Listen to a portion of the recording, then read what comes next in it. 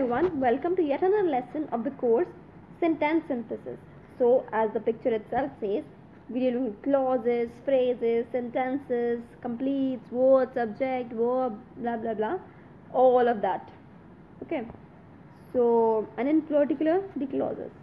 Okay. And clausing leads to sentences, phrases, complete sentences, meaningful sentences, and all of that. So, all of that we're going to discuss right now in this slide, in this video. Sorry.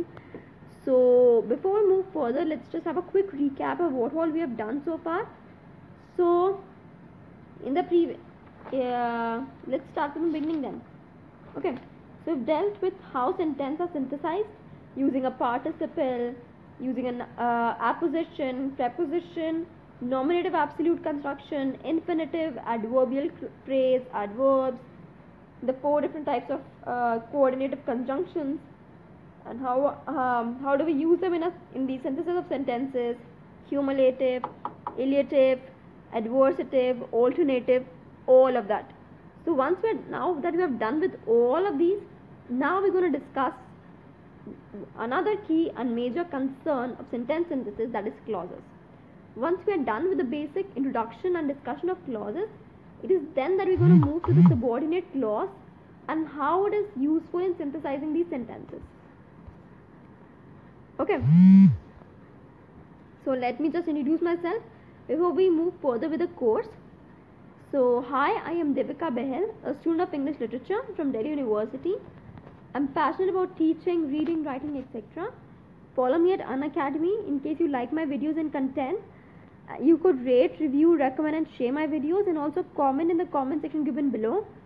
In case of any queries, concerns, issues, suggestions, anything, feel free to contact me and I'll reply as soon as possible. So without much further ado, then let's just move on with the lesson then. Okay, so a basic introduction of how clauses work. Let's just take an example to get an idea of what clauses are, how do they work and everything. So just look at these 2 sentences. Just pause for a minute, go through these sentences. What do they mean? How does the clause work? Okay. So they rested at the sunset. Rested where? The sunset. They rested when evening came. So it answers the question when. It answers the question where. Okay. They rested at the sunset. They rested when evening came. Okay. So these are 2 different types of sentences, as you can easily see, and there's some basic difference between the 2. Some addition to the first sentence in the second sentence, right? And what changes does it make to the sentence, to its construction and everything, that's what we're going to deal in this clauses. And which one is a clause, which one is not a clause, which one is a phrase, which one is not a phrase, all of that. Okay. So it is evident that both of the group of the words in italics, that is when evening came and rested, at sunset and when evening came, at sunset and when evening came, both of these 2, they do the work of an adverb as they modify the verb rested. So they are modifying the verb, or they are adding something to the verb rested, showing when the action was performed. Now, we recognize the first group of words, at sunset, as an adverbial phrase. Now, it is an adverbial phrase, at sunset, when evening came. Is this an adverbial subject? Sorry, is this an adverbial phrase? Is it? Just like the first one? Think about it. Actually, it's not. It is not a phrase. Not unlike a phrase, because it has a subject, that is evening, and it has a predicate, that is came when. Subject and predicate of its own, and thus it is like a sentence. It is not a phrase, it is like a sentence. But though like a sentence, it is part of a sentence. See, the first one is just a phrase, at sunset. In this, when evening came, it has a subject and a predicate of its own. which means that it is a sentence in itself, but it is also a part of another sentence. So it is a sentence in a sentence. Okay, so such group of words that form part of a sentence but they have a subject and a predicate of its own, those sentences or those phrases or those part of sentences are known as clauses. So when evening came is a clause. It is not an adverbial phrase. Is that clear?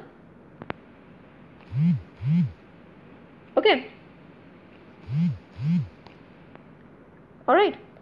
So let's move adverb. Now what exactly is the adverb clause? Since the clause when evening came does not, that's all I've told you about the definition. Let's move on to the definition then. Group of words that form part of a sentence, have a subject and a predicate of its own, and does the work of an adverb. Those group of sentences are known as adverb clause. Okay, so here's a small exercise for all of you to just pick out the adverbial clauses out of these. You may sit where you like. He fled when his pursuers could not follow. He behaves as one might expect him to. Will you wait till I return? I do it because I chose it. So these are 5 sentences that I want you to pick out the adverbial phrases from. But as I did mention that in case you're not able to solve any of these or any of the exercises so far, feel free to ask me the questions or doubts regarding any of these. Okay, and I help you through. It's not that it's my way of teaching, providing you with exercise questions so that you know where exactly you stand, rather than spoon feeding you with everything and you won't really know where you stand unless you don't give a test. That's why you are made or you're forced to give a test. It's just so that you know your place, you know where you stand. That's why I've given you these exercises as well, and I'll provide you with the answers as well in case you're not able to solve any of these. So please don't take it in a personal way that I'm not providing you the answers and something of that sort, but it's nothing of that. It's nothing like that. It's just that I want you to be aware of where you stand. How you fetch in all of these will help you go through and help you think as to where you stand and what has to be improvised and how it has to be improvised. I am there to help you improvise. You just need to know where you stand. Then only I can help you out. So that's why all of these exercises. I hope you're clear with this now. And I don't have to repeat all of this in every video. I hope so. So let's just move on then. So that's about it with the adverb clause. A basic introduction, because you don't really need to go into deeper, into great depth regarding adverb clause. A basic introduction of what exactly an adverb clause is, how it works, is enough for the understanding of subordinate clauses that will be useful in synthesizing the sentences. So that's about it in case of adverb clause, and similarly we'll be dealing with noun clauses and adjective clauses in very briefly, so that you just get a hint of what exactly it is and how it works.